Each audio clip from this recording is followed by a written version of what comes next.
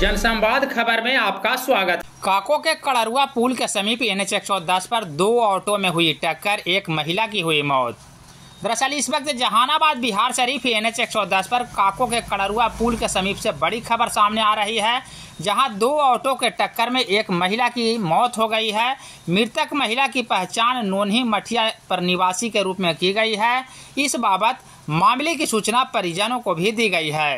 तत्काल ग्रामीणों के द्वारा घायल महिला को इलाज को लेकर काको सामुदायिक स्वास्थ्य केंद्र में भर्ती कराया गया है, जहां चिकित्सक ने महिला को मृत घोषित कर दिया। घटना के बाद पुलिस मौके पर पहुंचकर शव को अपने कब्जे में लिया है और पोस्टमार्टम को लेकर सदर अस्पताल जहानाबाद भेजा जा रहा है।